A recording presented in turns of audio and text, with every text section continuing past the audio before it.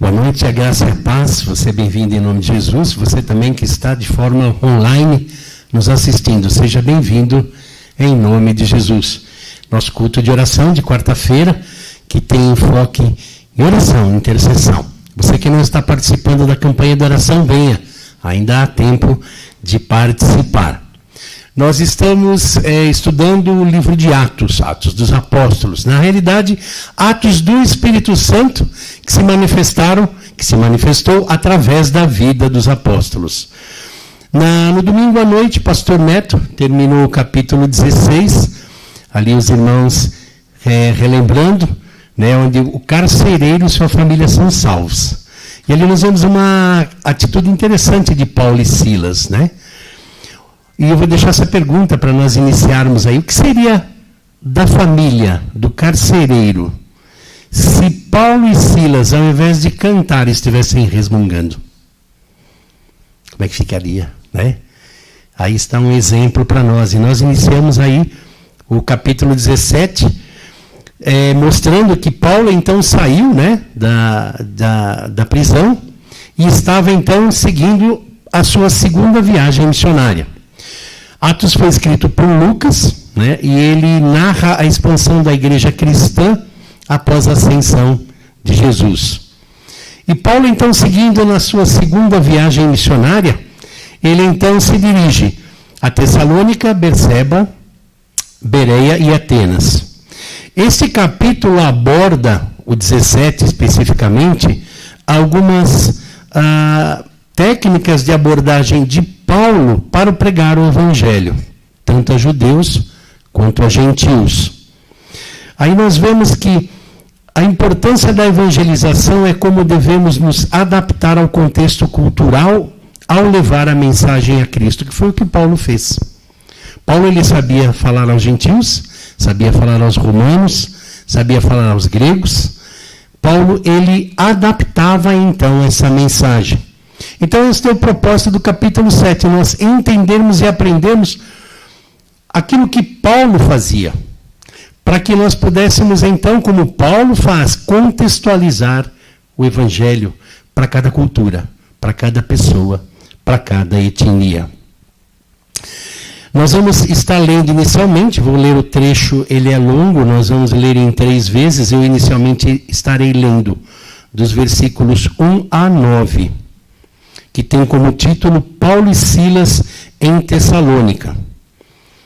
E assim ele narra: tendo passado por Antípolis e Apolônia, Paulo e Silas chegaram a Tessalônica, onde havia uma sinagoga dos judeus. Paulo, segundo o seu costume, foi procurá-los e por 3 sábados discutiu com eles a respeito das Escrituras, expondo e demonstrando ter sido necessário de que Cristo padecesse e ressuscitasse dos mortos. Paulo dizia: este Jesus que eu anuncio a vocês é o Cristo. Alguns deles foram persuadidos e se juntaram a Paulo e Silas. O mesmo aconteceu com numerosa multidão de gregos piedosos e muitas mulheres importantes. Os judeus, porém, movidos de inveja, trazendo consigo alguns homens maus, dentre a malandragem, reuniram uma multidão e provocaram um tumulto na cidade. E, atacando de surpresa a casa de Jason, procuravam trazer Paulo e Silas para o meio do povo. Porém, não os encontrando, arrastaram Jason e alguns irmãos diante das autoridades, gritando: estes que promovem tumulto em todo o mundo chegaram aqui também. E Jason os hospedou na casa dele.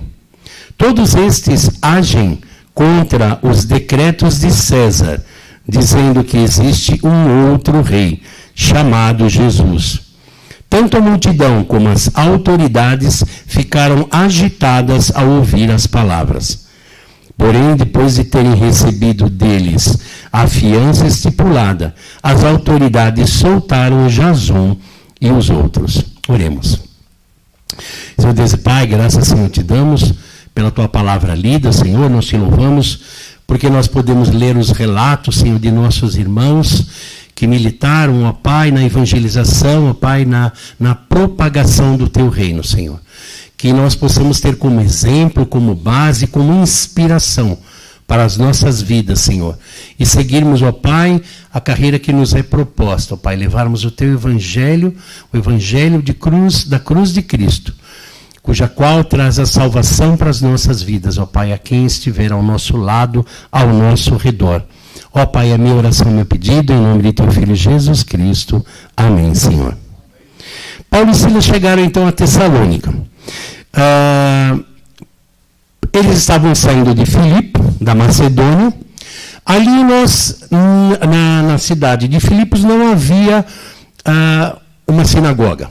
Não era uma cidade assim, embora fosse uma cidade a mais importante da Macedônia, ela não tinha uma sinagoga. Porém, chegando em Tessalônica, havia uma sinagoga, porque era uma cidade importante.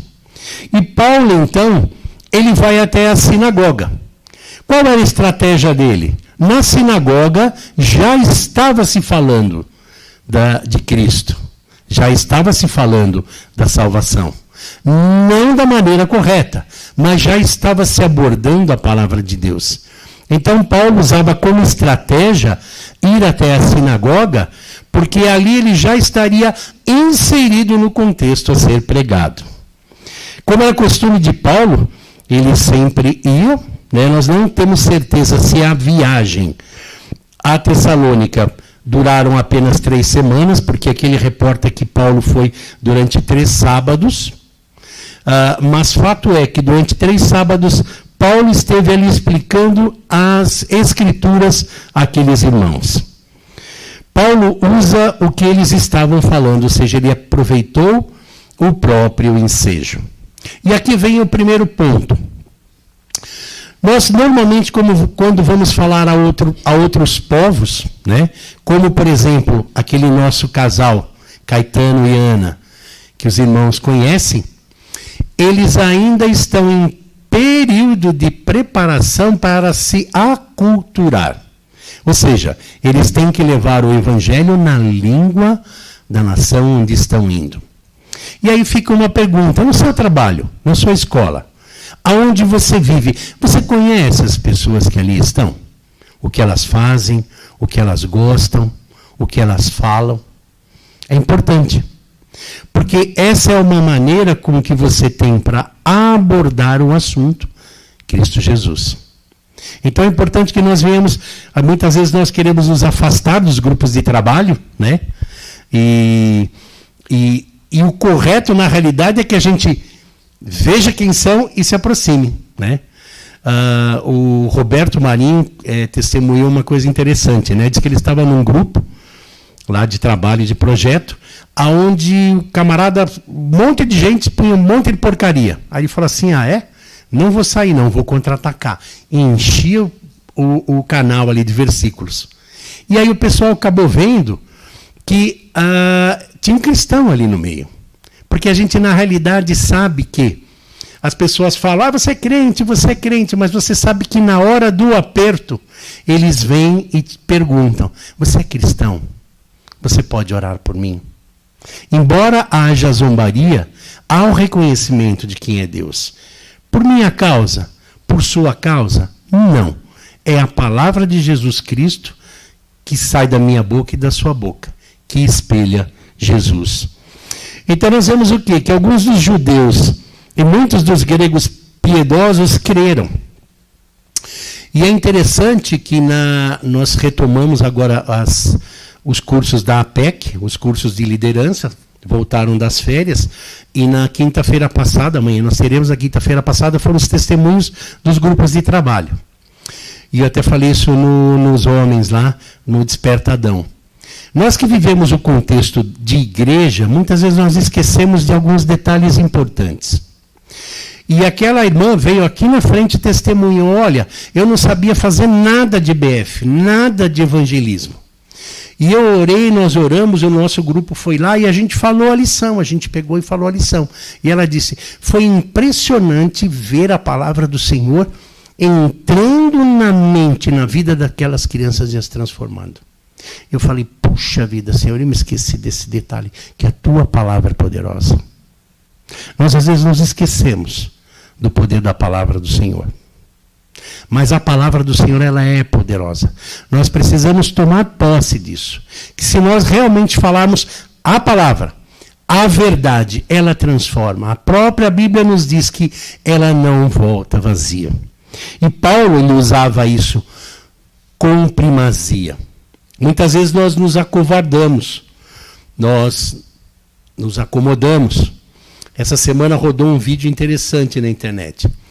Na Alemanha foi feita uma pesquisa, pesquisaram lá perguntando, né? Ah, o que você é? Você é cristão? Eu sou cristão. Fala um versículo para mim. Ah, você é cristão? Eu sou cristão. Fala um versículo para mim. Né? Foram entrevistadas quase 100 pessoas. Né?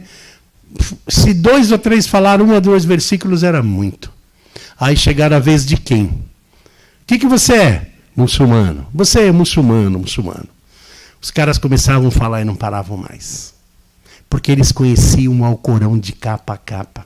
Como é que eu quero falar de um Senhor que eu não conheço, não convivo? Então é importante que nós venhamos aprender a buscar a palavra do Senhor diariamente, para que nós possamos usá-la.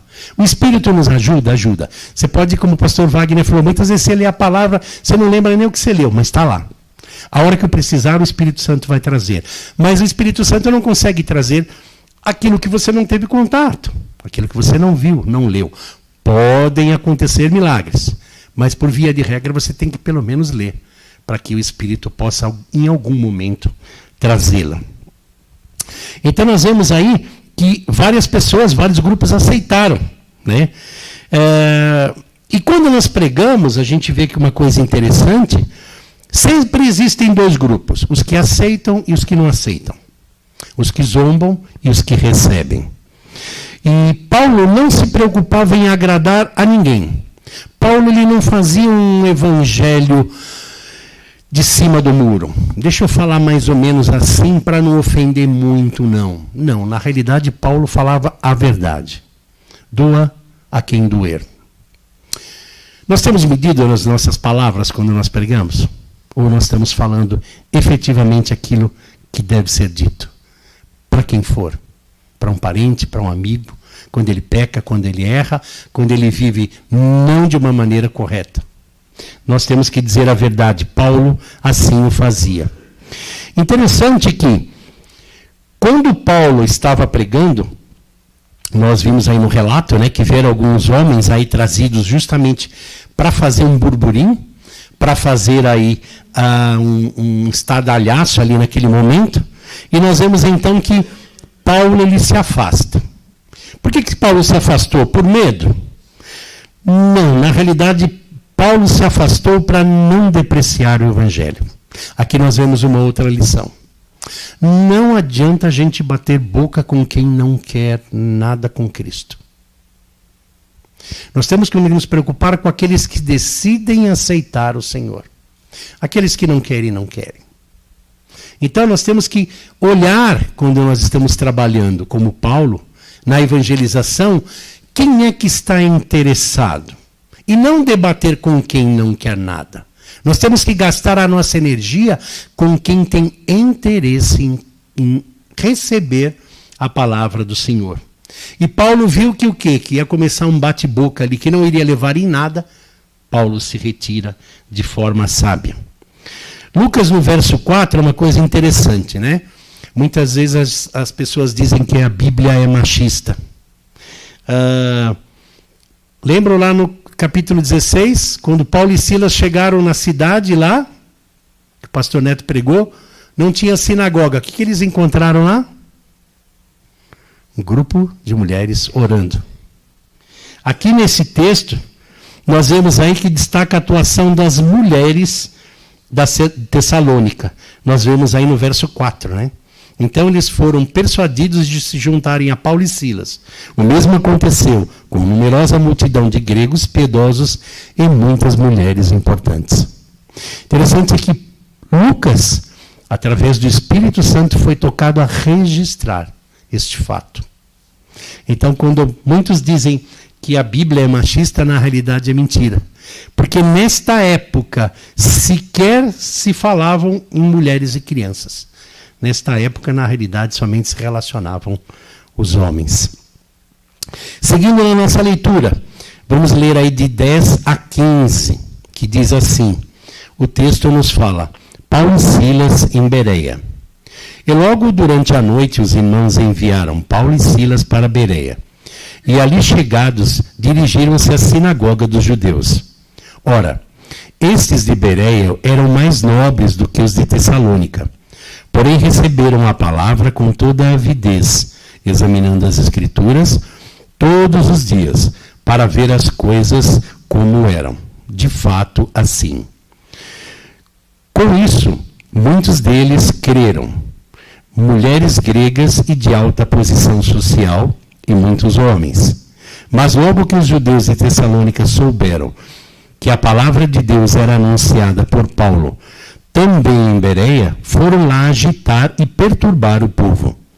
Então, os irmãos fizeram com que Paulo fosse imediatamente para os lados do mar. Porém, Silas e Timóteo continuaram em Bereia. Os responsáveis por Paulo levaram-no até Atenas e regressaram, trazendo ordem a Silas e a Timóteo para que fossem encontrá-lo o mais depressa possível.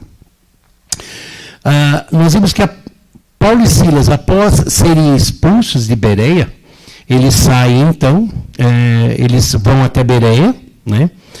E lá eles encontram os bereanos, e ele fala que eles eram mais nobres.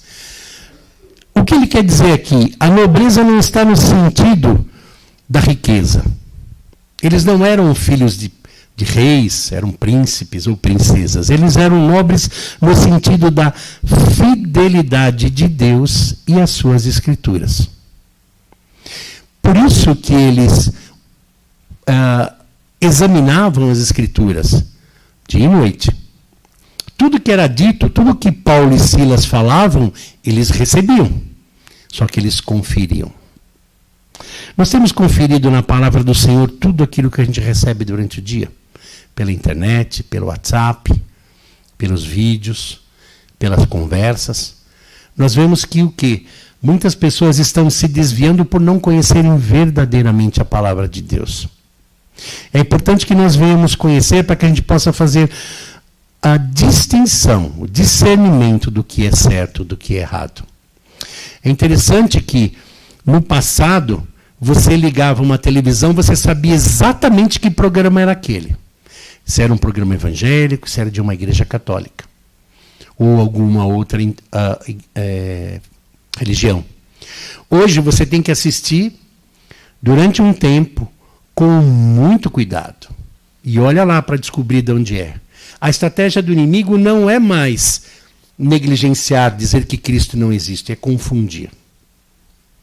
Não, Jesus é muito bom, nossa, ele morreu na cruz, legal. Mas se você puder dar uma ajudadinha, é legal.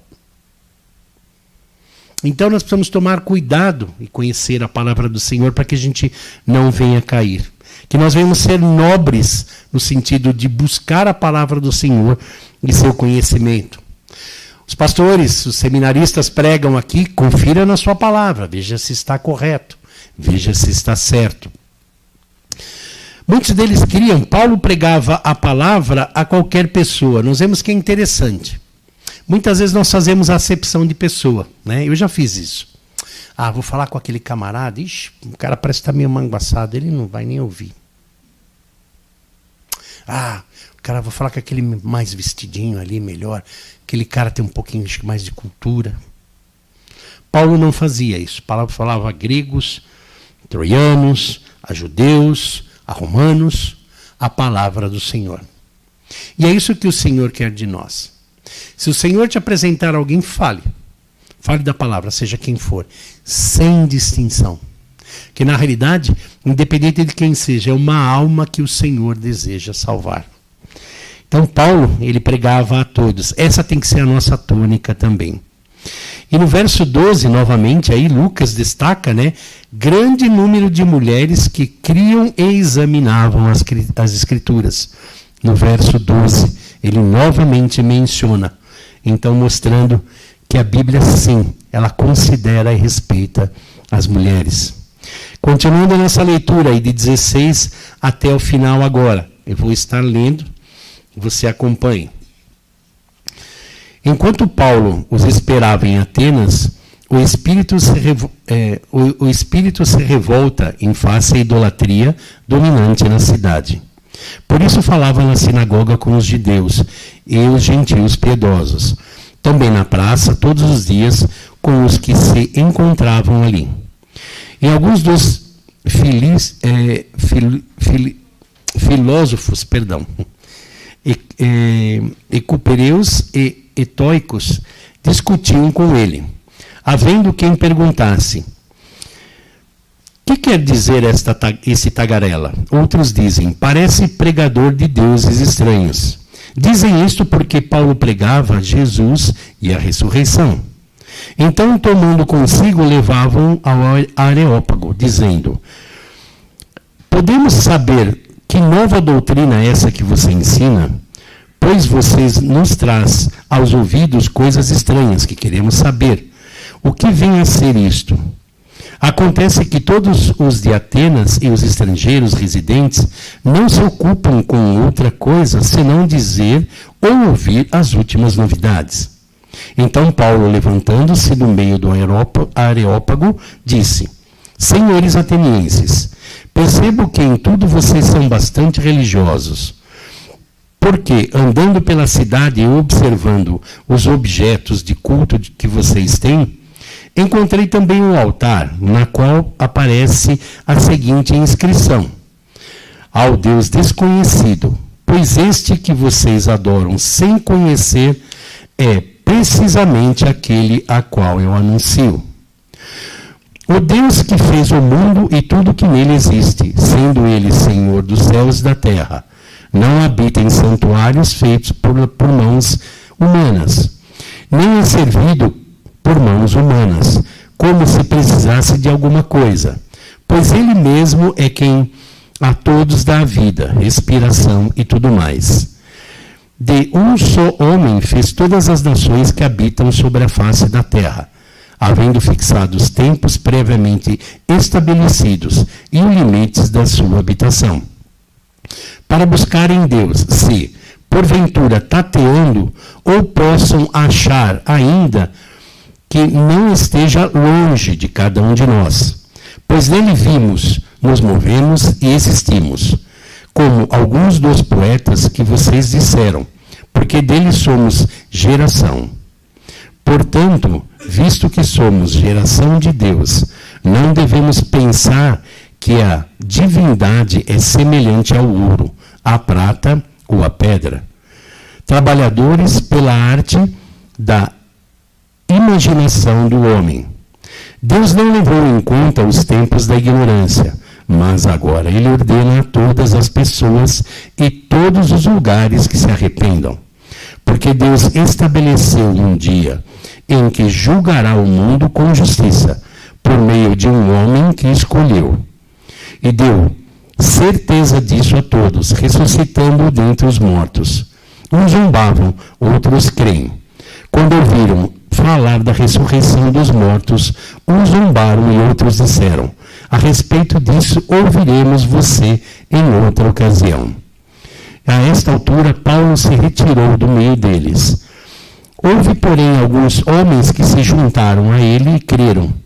E entre eles estava Dionísio e a Areopagita, mulher chamada Damaris, e com eles mais algumas pessoas.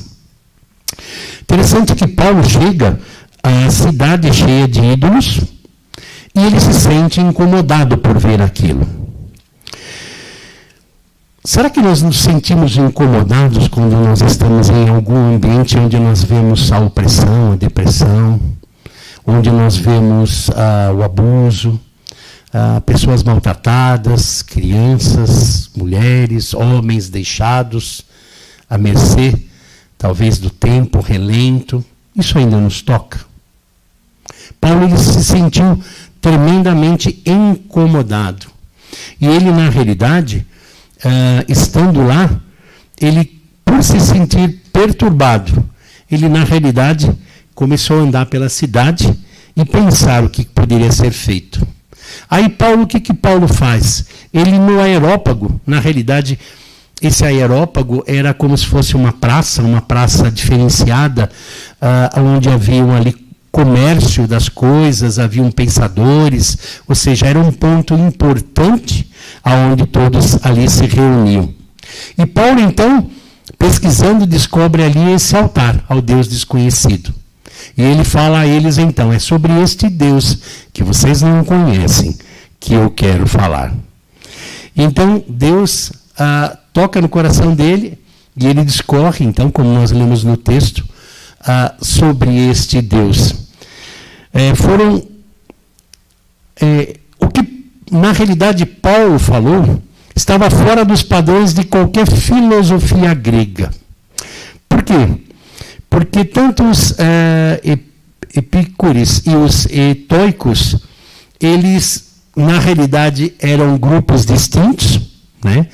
Ambos procuravam o bem, procuravam, na realidade, prazer, não o prazer carnal, mas o bem-estar de cada um deles, né? E os estoicos buscavam o equilíbrio interior, enquanto que os epícuros, eles buscavam o bem-estar fazendo bem. Mas ambos fechavam que a questão da ressurreição não cabia. Por quê? Porque herdeiros de Platão, que é da onde vinha a linguagem, da onde vinha a filosofia que eles criam, de Platão, acreditavam que a alma estava presa dentro do corpo da pessoa. E quando a pessoa, então, morria, ela era liberta, ou seja, a alma saía do corpo, o corpo ficava e a alma estava livre.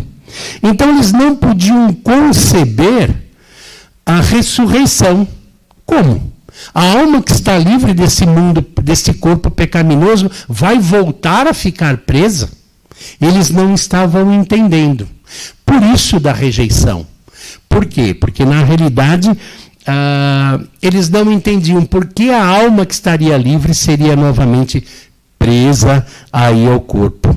E eles rejeitaram, então, obrigado, meu irmão, essa questão do sentido da ressurreição.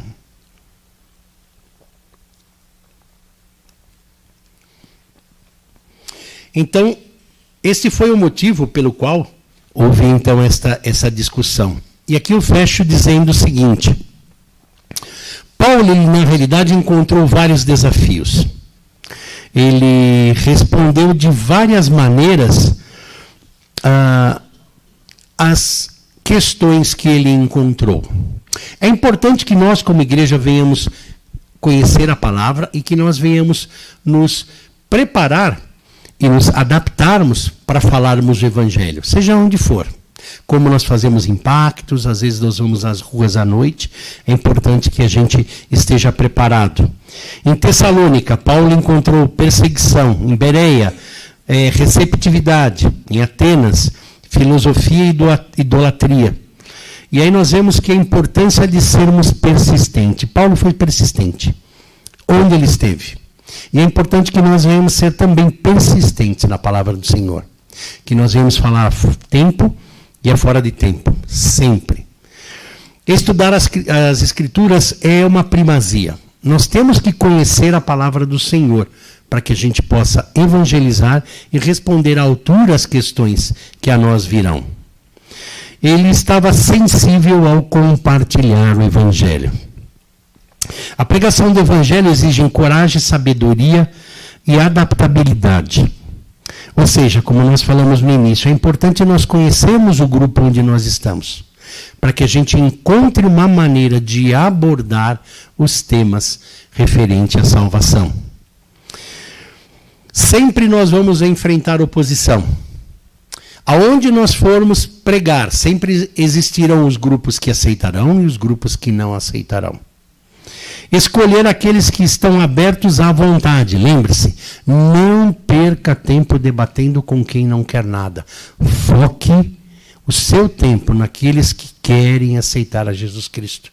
Não adianta a gente estar num grupo, ficar debatendo com alguém que não aceita e deixarmos de gastar esse tempo com aqueles que assim se interessam na palavra do Senhor.